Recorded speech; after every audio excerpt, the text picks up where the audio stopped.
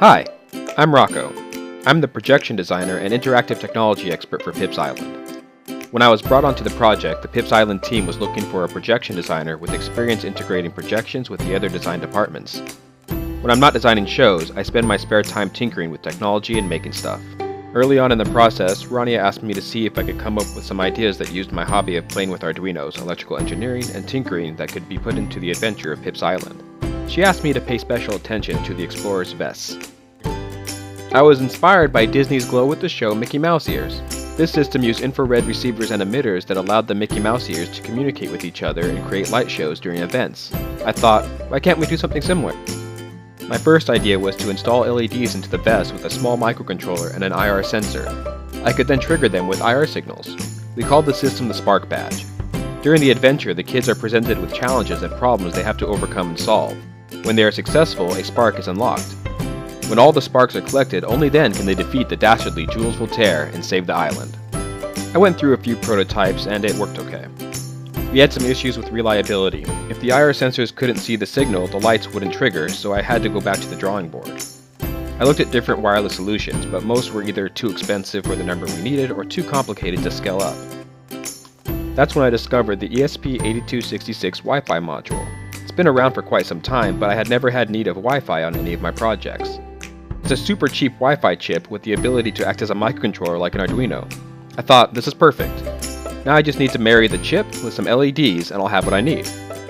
While researching the ESP8266 and LED combos, I came across a design by a New Zealand-based maker, Bertus Kruger, aka Protoneer. It was exactly what I wanted.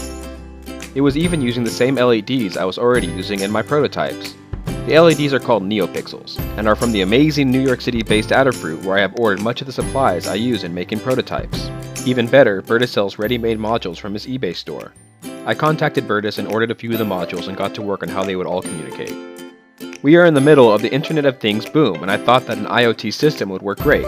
The Internet of Things is taking everyday devices such as your lights, thermostat, air conditioner, and various sensors such as temperature or humidity, and adding control of them over the internet. What I settled on is the Blink app. Blink is an app for your cell phone that lets you program Wi-Fi connected microcontrollers such as an Arduino or my Wi-Fi chips and control them directly from your phone. Here is a nightlight I made that I can turn on from my phone. It works by having your phone and the device both connected to an online server over the internet. Of course, I didn't want to control the sparks over a phone, and I didn't want to have to rely on an active internet connection for it all to work, so I made my own Blink server. This is how it works. The system is made up of a Wi-Fi router, Spark badges, a controller with some switches, and a Raspberry Pi running the Blink server. Everything is connected to the wireless router. The Spark badges constantly ask the Raspberry Pi what number the controller is sending. When no switch is triggered, that number is 0. When you flip a switch, the controller sends a new number to the server and the Spark badge gets to work. Every time a new switch is triggered, another number is sent and the badge does its thing. Another cool feature of the Raspberry Pi server is that I'm able to update the software for the badges wirelessly. Whenever I make changes to the code in the Arduino programming environment, I can upload the new software to the Raspberry Pi server, and when the sparks are powered on, it checks for an update, and if one is present, it downloads it and updates itself. This has been a big time saver since the other way to upload code was attaching this adapter directly to the modules and programming them one at a time. Let's see the Spark badge in action.